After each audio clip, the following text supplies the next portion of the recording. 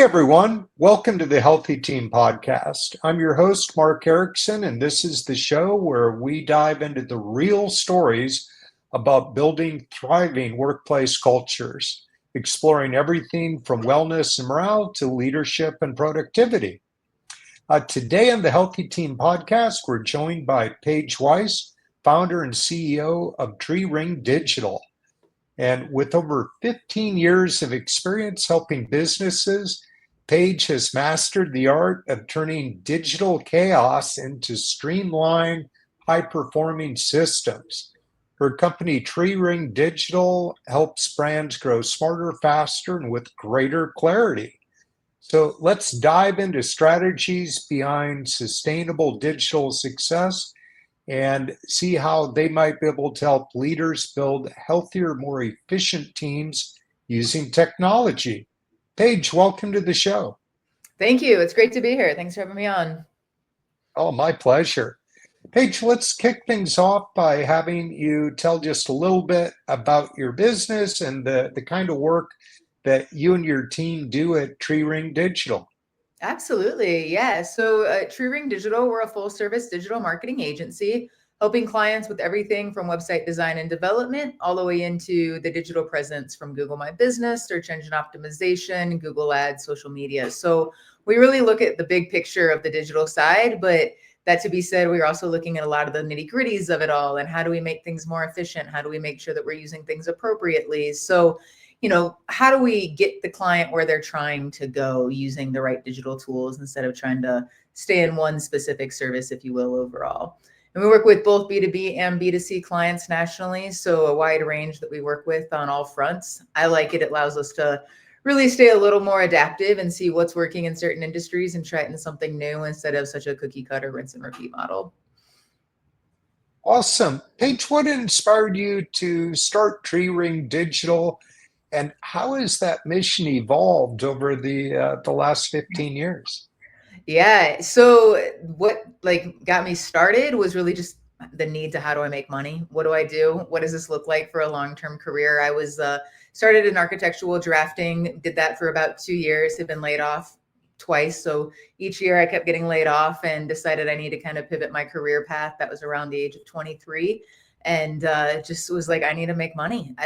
What's a way to do this? So I started teaching myself web design. And then from there, really kind of figured out the Craigslist system at the time was really popular for picking up that kind of work. And I always say hacked the system, if you will, and, found a way to really generate all of those leads. I didn't have a network, a base. I was new to Denver, Colorado at the time. I didn't have coworkers in this space. So really just had to get out there and grind and build it all up. So that's a bit of how I got started. Now, though, we're a team of 15. So definitely a lot has changed as it relates to leadership and just, to your point, culture, and how do we go from a freelancer all the way into a full service agency and, maintain the same values and, what I'm putting out the door and make sure that stays consistent across the team. Fantastic. In my research, it looks like you work with everything from restaurants to private equity firms. What's one thing that you commonly see that companies get wrong with their digital strategies? I think one thing that they get wrong is just, hey, we'll deal with it later. Hey, we set this up, we'll figure it out later. We see a lot of clients that will, have employees, interns, virtual assistants, vendors all start touching their digital presence. And at the end of the day, something happens and they the person that set that up, whose two-factor phone number is tied to that account. How do we recover this? What does that look like? While we do a lot and have done a lot in website development and marketing, we're really seeing just as it evolves that more and more companies are starting to get complacent with how they're managing the actual digital assets of it all. Interesting. So we talk a lot about healthy teams, but what does a healthy digital presence look like for one of your clients? I would, unison. I think it's something that's missing so often. And it's, usually a disconnect between the company and then a marketing department and then hiring vendors to make things happen. And so again, no one's really sure what is being handled by who. And the way to make that healthier is like make sure that the different vendors know who all is involved, what's going on, or, making sure that there's team meetings with the different people. We were working with a client and we didn't know that they had a graphic designer on the team, and it's like, that would be helpful as we're going through website design to be able to know that there's someone we could lean on for more brand, discovery with them, but they never really introduced us or told us that it was there. So we just thought it was a smaller marketing team going at it. So I think it's really important that there's more communication across the various, vendors, employees, teams, what that looks like. Right. So, is your team all US based, or do you have people out of the country doing remote work? Yeah, so we're mostly all US based. Every once in a while for, stuff that's a little more like rinse and repeat, we will start to use some out of the US people, just time and efficiency. If you're, talking about teams and healthiness and how it works, we're really focused on the right people in the right seats and what makes the most sense. And so, a way that we've done that from time to time is like, hey, this is actually a better use of our time, or a way that we can keep our costs at something.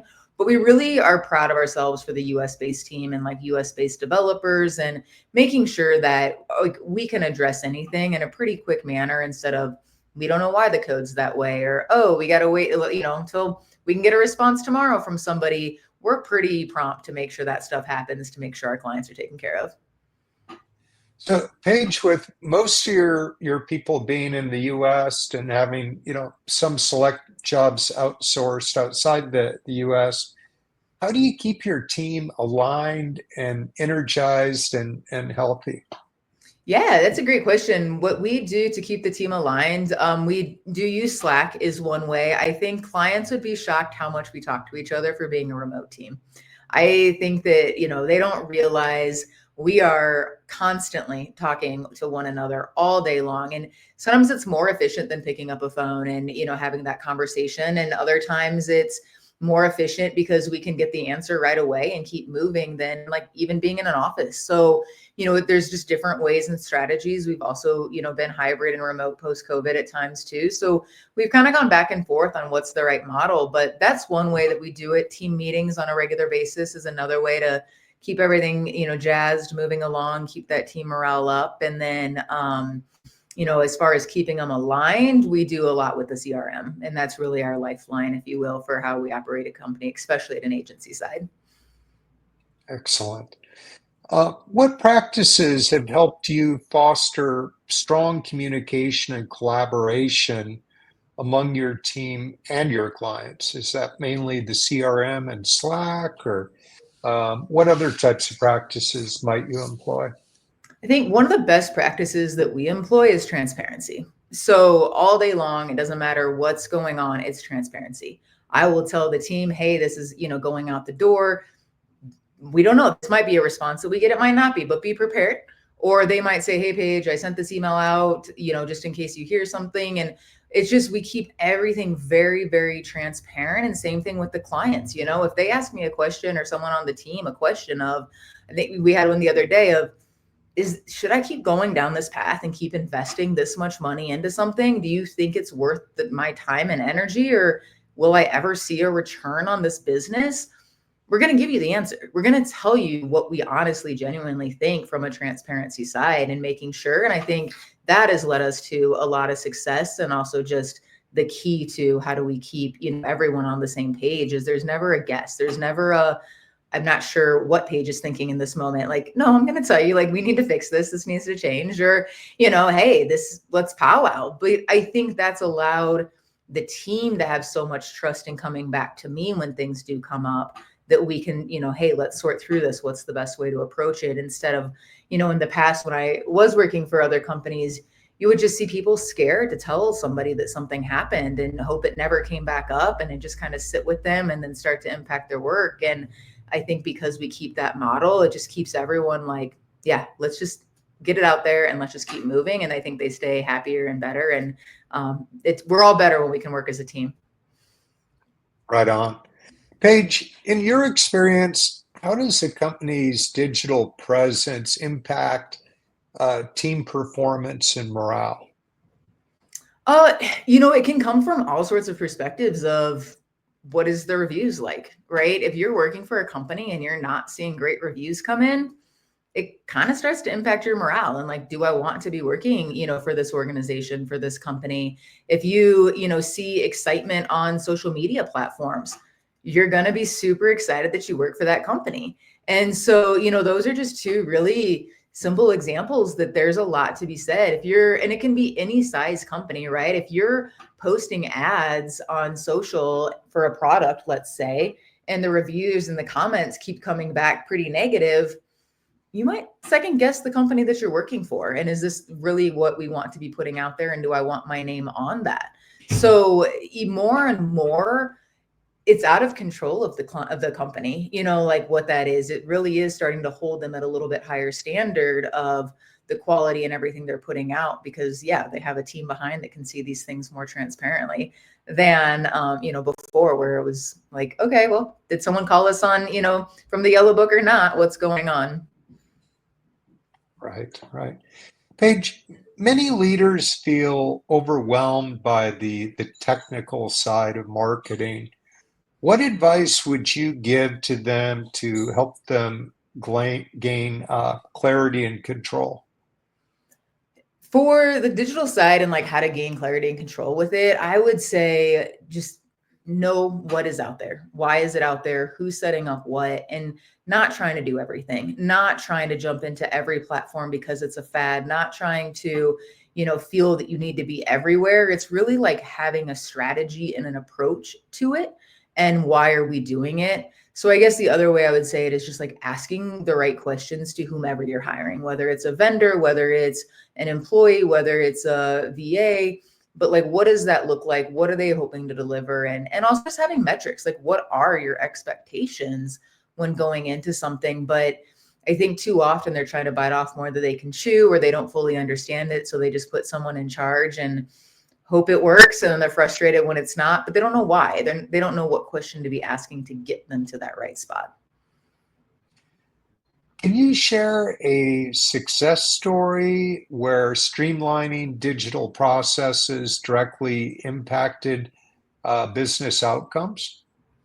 Yeah, I think, two ways you could go about that. One is going to be just on an automation side. How do we sit there and look at the automation or just like the journey from start to finish? So it might be they see your Google ads, they show up on your website. We've made it very clear how to book a car service appointment. And then from there, the reminders that are in place that are like, don't forget that you've got this appointment coming up. Don't forget that this is happening. How did we get them into the follow-up system for coupons and whatnot down the road? And then how do we make sure, we're asking for the review once they've shown up for the car service? So, that's one of the success stories we've got, is just watching all the way through that entire journey and a bit more automation so that nothing's falling through the cracks. I think, too often we're like, oh, we're going to skip that corner and we're just going to remember to ask for a review. And it's like, no, no, no, no. When you're growing and scaling a company, we need to make sure that we are automating and streamlining as much as we can so that they do, get the same experience every single time, no matter, what they're coming in for. That customer journey is always the same. Wow, that's awesome. So your company can actually help build those triggers, if you will, at each step of the process to perform that automation. Yeah, so that's a place like from a full service digital side that we're a bit different, is we work on both the website and the marketing. And we'll even work into what is their CRM, what is their online, email marketing campaign look like, what is the whole piece of it? And even into the sales journey at times, we'll start working and saying like, you've got a sales team, but we can't track who's actually driving the traffic to the website. How do we get better at that? Hey, now that they've got them in the site, how are we routing it back out to the next person on your team and making sure that's happening and that they were notified that a new lead came in, whatever that looks like. So yeah, we really like to dive a lot deeper with our clients and look at the start to finish journey instead of just like, how do we make a really good website? We're going to do that, but we are more concerned about the whole process. Wow, love that holistic approach. That is really special. So, how is AI factoring into Tree Ring Digital? Are you guys doing much with AI today? It's a great question. With AI, we're like right there on that cusp of people still hire us because we get to ask the right questions, dive into it all, and are putting, human eyes on it, if you will, to make sure. And then we're also kind of playing with it for like, where does it make sense though? Let's not overlook it. It is a tool. It is extremely impactful in certain situations. And so what are ways that we can put it into place? And at the same time, like I said, because of the type of agency we are, we really, we're not trying to use AI to build websites. We've played with it. Hey, is this an option? No, it's just not there. That's not what we're here for yet. Right. And so we're keeping our pulse on it for sure. And trying to, guide clients in situations of like, here's a spot that you could, like, how do we want to set that up for you? That's one way that we've been doing it too, though. We've been working on some really, really cool projects with clients where they're coming to us and like we're partnering with AI developers to say, here's what you're building. How do we get that onto the actual website for the customer interface? And how do we start streamlining that integration on an AI side? And so that part's super, super exciting when we can start to see, yes, it is a powerful tool. And here is the right way to be using it to be streamlining your business or helping in some capacity on that journey. Awesome. Paige, what's a bold experiment that you might have tried with your own team, and what did you learn from it? Oh man, bold experience. I think we didn't have a choice. We were hybrid going into COVID, and then through COVID, we obviously, as everyone, had to go more remote, and it didn't work. Communication was awful. Like it was something where we were hiring, we were doubling in size and just growing so quickly. And we just lost track of culture. We lost track of, kind of the human touch and that ability to, see emotion and to see, what was the right tone that someone meant in this messaging and when they left a comment within our internal systems. And so, I don't want to say it's bold. We were kind of forced into it, but it really, I think, opened my eyes to we need culture is extremely, extremely important. And it's even more important when you're growing. It's even more important when, especially today, as we still have so many remote workplaces, how do we keep that culture alive and keep the communication and making sure people understand we're all just here on the same mission to help, our clients, to help one another, and not, read too far into, but understand things could be misinterpreted, and we need to build those relationships first so we understand what was being said. Culture is so important. Paige, what's the best piece of team building advice that you've ever received or ignored, and that may have had an impact on your team's culture? I think one piece that I would be interesting, is we with contractors are a little bit more over the years had been a little more hands off. They're a contractor, here's your work, bring it back. This is what we've hired you to do.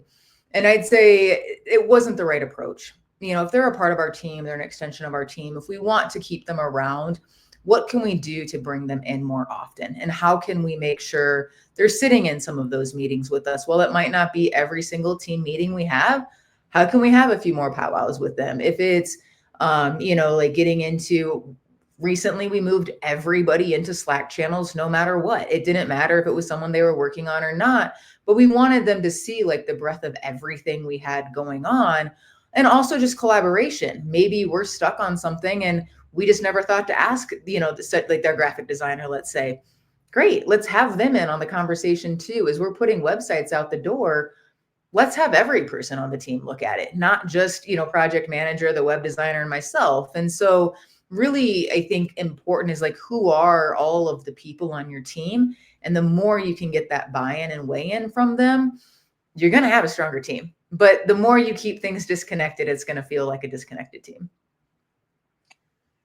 Well, let me ask a question. Being a Colorado company, Paige, is there a local business, trail, or community that you just really have a heart for, that you love, that kind of fuels your team's energy and purpose?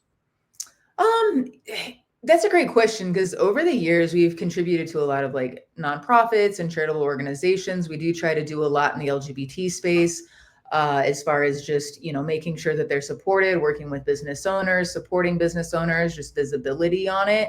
And then beyond that, though, like Colorado has just a really, really strong, amazing community when it comes to business. It's something that I love, and I know big cities have it. I'm sure smaller cities have a little bit of a close one too, but there's just some sweet spot in Colorado and in Denver that is just like, there's so many great, great communities. It's hard to choose which one to really be a part of and to be supporting. Yeah, it's an embarrassment of riches, isn't it? I mean, I'm like, a great sometimes, problem to have. yeah, sometimes I'm spoiled and I don't even realize, as you're asking, right? I'm like, wait, there's just so many great organizations that we're a part of as far as, business and growth and teams and whatnot. And that's really a bit of how I was able to grow the company, was supporting myself with mentors or others in the community of like, I haven't done this. Have you? What can I do?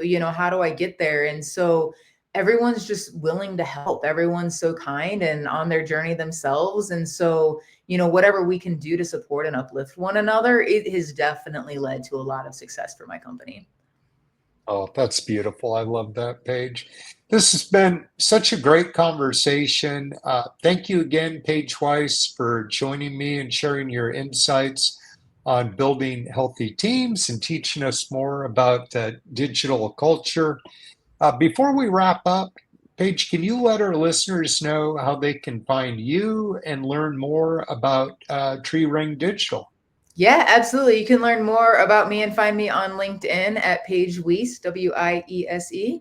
And then you can also visit our website at treeringdigital.com. And if you're lost and stuck on some of the digital asset sides and just don't know where any of it is, or just not sure where some of it is, we do have a brand protection checklist too that you can check out at treeringdigital.com/healthy team. Fantastic. Thank you again to our guest, Paige Wiese with Tree Ring Digital. And to our listeners, thank you for tuning in to the Healthy Team podcast.